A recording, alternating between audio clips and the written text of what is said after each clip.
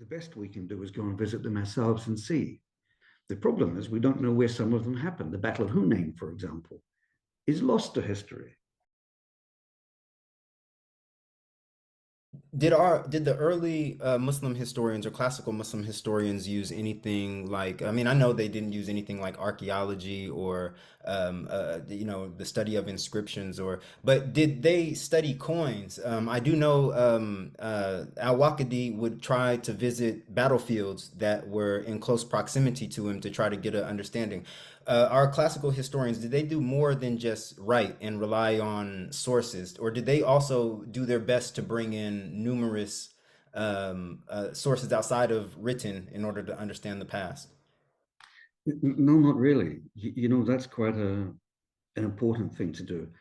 As someone who I've walked all the prophets, peace be upon him, I've walked all his battlefields uh, many times. And I saw that as an important step to get a sense of size and shape and distance, to get a sense of what the ground was like, whether it was flat, whether it was hilly, whether it was sandy. Those things matter. Um, as a scholar of war, I've done that all over um, the battlefields of the Second World War, the Napoleonic period. I've been to the Battle of Borodino, for example, battlefield of Borodino in Russia, where they fought in 1812. Mm. I've been obviously to Waterloo, and I've been to the Somme and Passchendaele, and I've been to the battlefields of Lawrence of Arabia in Syria and Jordan and in Arabia. And so it seemed a natural thing for me to do the same thing with the battlefields of the Holy Prophet, peace be upon him. And so I've made that effort in a way that I wish the other modern historians of the Prophet's life, peace be upon him, had done. Mm. And and because it's not exactly as you imagine it. You go into the battle, into the valley of Badr, and you see where you think the battlefield is, and depicted on most maps in most modern books. Oh, it's right here. And then you find out actually it isn't. It's over here, hard up against the side of the ravine. Mm. But why is that? And then you realize, because the cavalry couldn't turn the flank of the Muslim army. There was no flank. There was no way of getting behind them because there was a ravine face, a cliff behind them.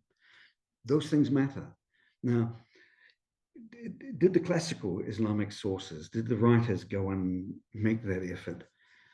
Not really. At least there's no evidence that they did. But they were drawing, we presume, upon the memories of people who uh, had fought in those battles. Now, when I say the memories, those people were long dead. And in fact, those people might have been dead 10 generations. If you think that the average generation in the 7th century is 20 years, that's 5 generations in a century. Mm. 2 centuries is 10 generations. Mm. That means your fathers, fathers, fathers, fathers, fathers keep going until you get to 10. That's the distance in time. But the presumption was that some of those people who had lived and fought in those battles had discussed what had happened to people later on who wrote things down about those battles.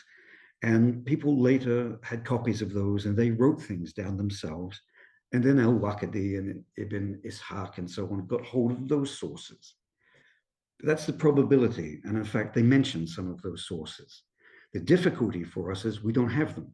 They're not extant. They didn't survive. So that's an issue.